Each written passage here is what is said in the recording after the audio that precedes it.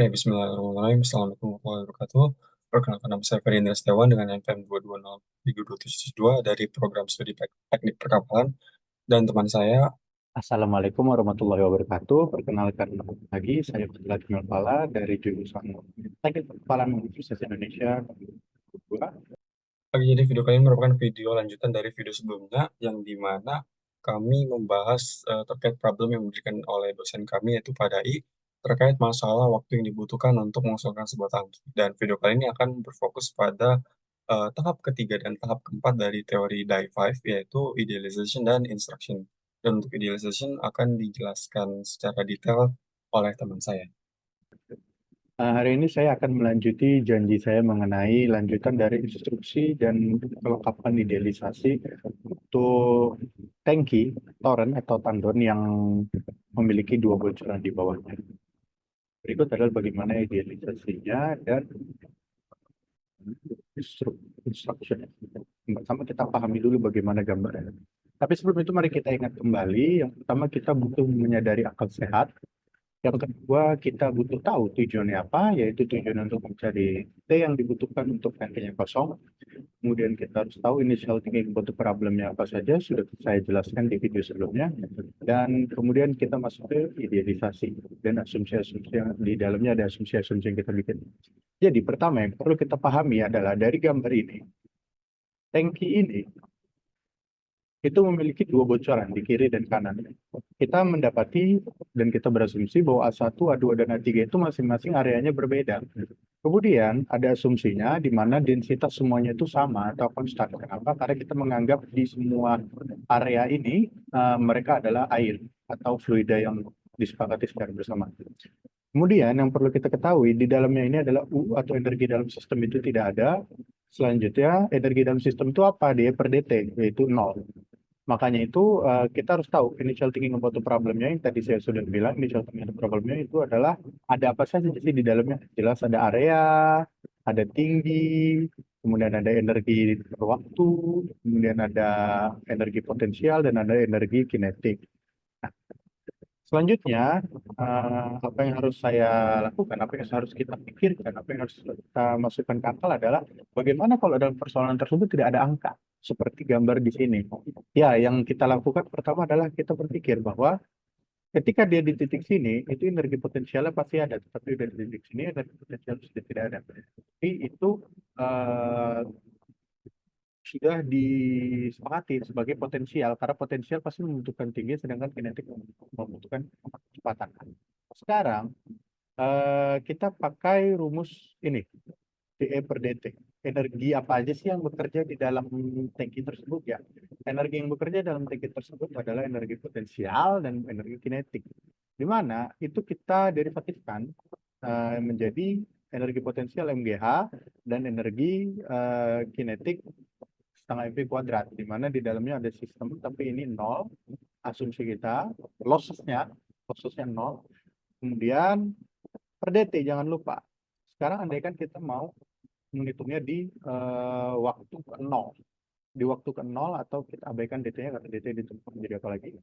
Kemudian H1 dan H3 ini, H1 dan H3 sampai H3 ini itu merujuk ke H dari atas sini sampai H di sini atau H di sini.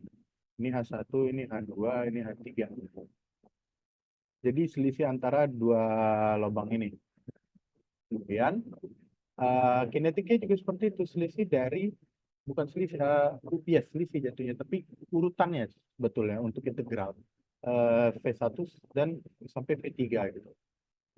Hal ini tuh kalau kita kan kita sudah belajar integral di matematika teknik bahkan di kalkulus gitu kan. Kalau hal ini tuh bisa dipecah lagi jadi satu-satu. Jadi H1 ke H2 di sini hitungannya kemudian ditambah H2 ke H3 kemudian ini potensialnya kemudian ditambah lagi V1 ke V2 ini potensialnya ditambah ini kinetiknya kemudian ditambah lagi dari eh, P2 ke P3 ini potensialnya nol. Nah, itulah sebenarnya rumus akhir ya, yaitu integral dari satu sampai H3 MGH kemudian ditambah dari energi potensial integral energi potensial dari V1 ke V3. Tapi jika kita telisik lagi, kita akal-akalin lagi, kita pikir-pikir lagi, kita makanya harus sadar. Kalau kita perhatikan untuk satu barisan yang ini, untuk dia yang dari H1 ke H3, atau boleh deh dari H1 ke dari H1 ke H3. Itu bisa kita lihat, dia kan nanti jadinya seperti ini.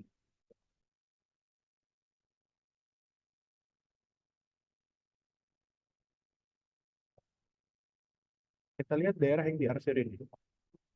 Daerah yang diarsir ini, berarti di sini ada H1 dan H2. Gimana kalau kita pecah, nanti rumusnya seperti ini, tetapi ketika diintegralkan, dia tidak usah H1 sampai H3, tetapi menjadi H1 sampai H2, dan ini setengah MV, maaf kurang lengkap, V1 sampai V2. Karena di sini pasti V1, di sini V2. Begitu ceritanya, jika sudah begitu, kita bayangkan gitu, kalau dia dari titik V1 itu, velocity-nya adalah 0. Dan untuk di H2, H2 itu kan sudah di bawah tanah, berhimpit dengan tanah. Jadi H2 itu pasti juga 0. Kalau kita masukkan 0, kita dapat rumus yang seperti ini tadi saya bilang, maka jadinya seperti ini. Jadinya H1 sampai integral H1 H2 MGH, integral V1 V2, setengah FV kuadrat sama dengan 0. Ini kalau dipecah, jadinya seperti ini. Nanti ini diselisihkan karena begini kan, karena ini integral pasti diselisihkan. Nah, di V1 nanti 0, jadi itu kurang lebih jadi seperti begini. Di sininya adalah H2 0 min H2. Nanti lanjut-lanjut, dapat itu seperti yang di bawah sini.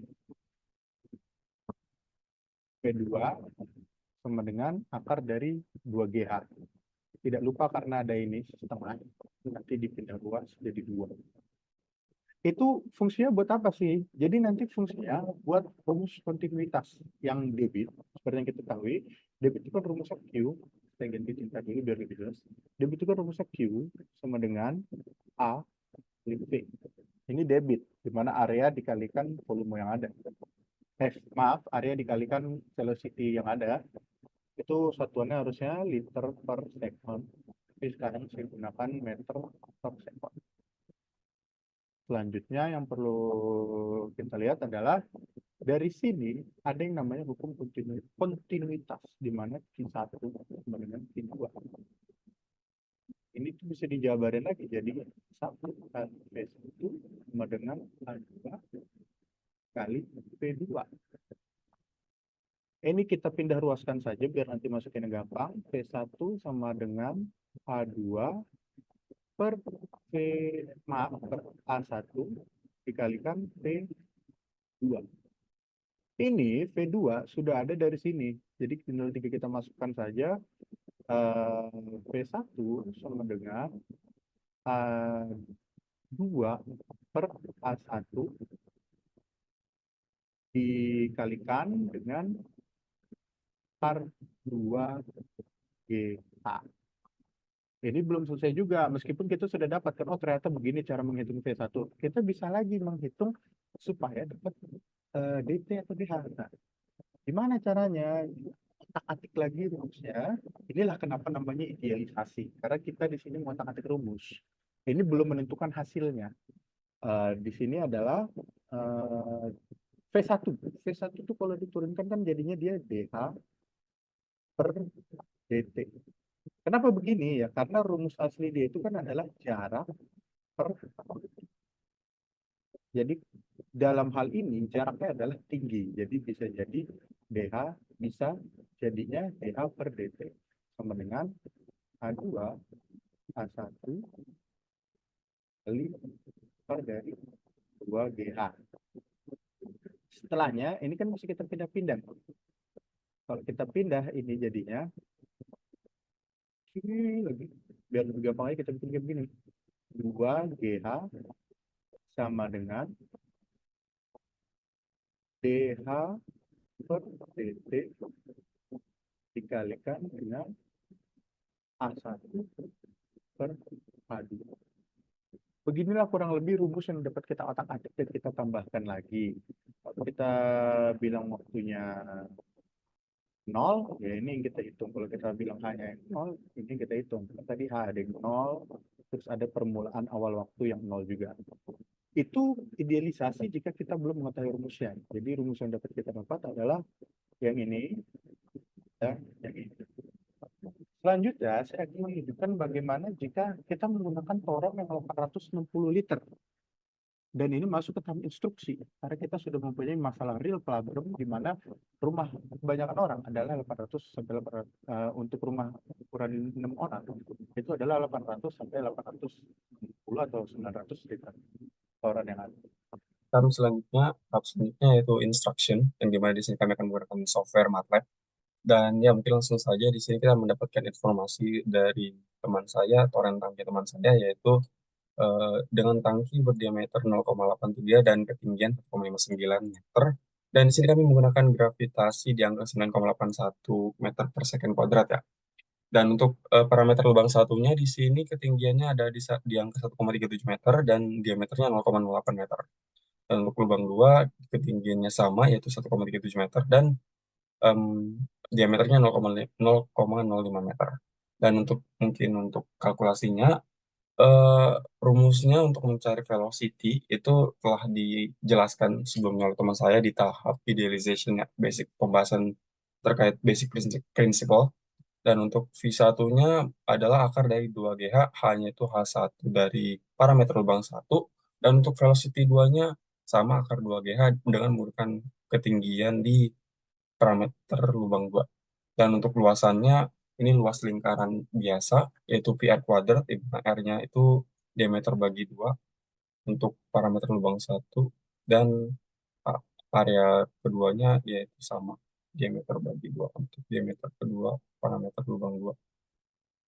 Oke, untuk eh, mencari atau mengkalkulasi flow rate-nya, di sini rumusnya adalah area satu dikali velocity satu untuk flow rate yang pertama, yaitu lubang satu.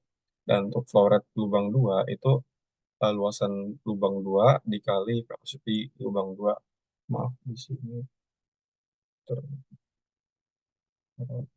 Oke, lanjut untuk flow rate totalnya itu bisa langsung dijumlahkan saja flow rate 1 ditambah flow rate 2. Dan untuk mendapatkan waktu ya, yang seperti yang telah dibahas oleh teman saya, itu waktu itu adalah volume dibagi flow rate total, yang dimana volume dari tangki tersebut adalah rumus seperti biasa PR kuadrat, yaitu luas lingkaran, dan H dikali H untuk volumenya. Jadi untuk waktunya itu bisa langsung masukkan rumus saja, yaitu volume dibagi flow rate total.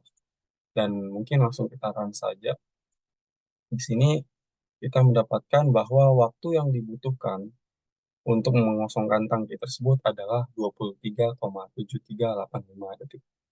Oke, mungkin sekian dari kami untuk problem yang telah diberikan oleh dosen kami yaitu Pak Dai terkait waktu yang dibutuhkan untuk mengosongkan sebuah tangki. Akhir kata, wassalamualaikum warahmatullahi wabarakatuh.